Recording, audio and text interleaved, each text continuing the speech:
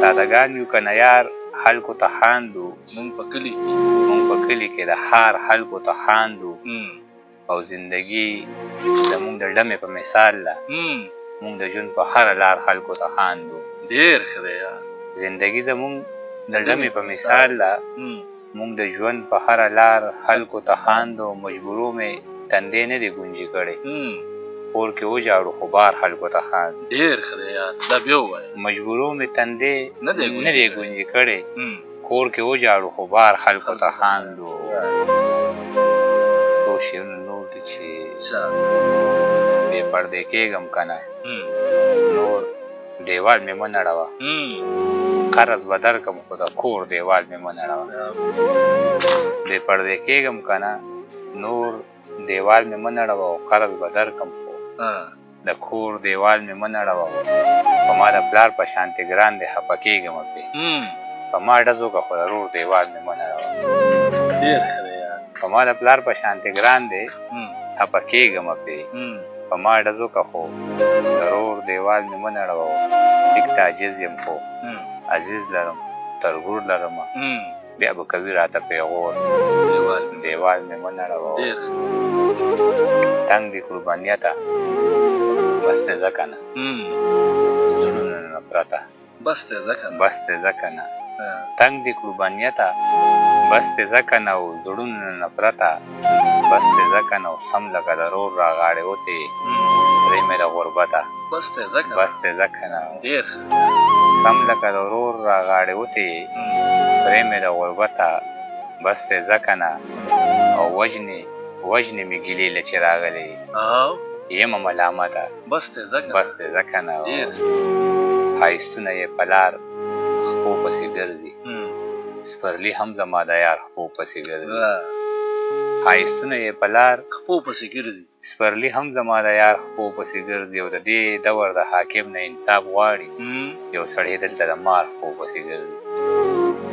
یو وایه یار. ښایستونه یې په لار خپو پسې ګرځي سپرلي هم زما د یار خپو پسې ګرځي د دې دور د حاکم نه انصاف غواړي یو سړی دلته د مار خپو پسې ګرځي او د ماککې یې تنه دوه ځایه شوې یوه پیغله د پلار خپو پسې ګرځي.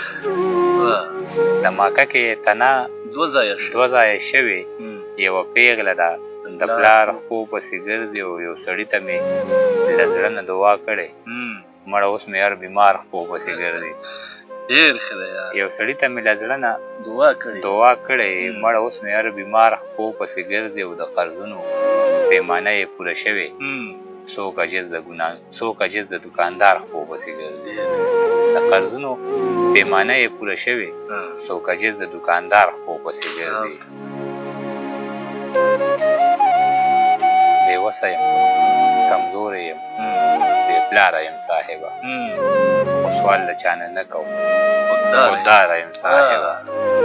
بېوسه یم کمزوری یم بې پلاره یم صاحبه خو سوال له چانه نه کوم خودداره یم صاحبه او منمه چې دوزخ دی خو د رور سر به مې بچ شي سورې ته مې د رور په سر تیاره یم صاحبه.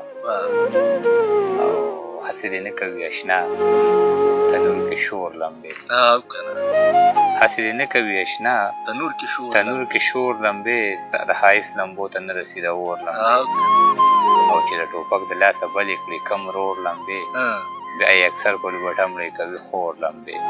ډېر ښه دی یار. زما د پښتونولۍ او د پښتون کامو دغه ژوندی او تریخ تصویر چې د ټوپک د لاسه بلې کړي کم رور لمبې بیا یې اکثر په لوبټه مړې کوي خور لمبې.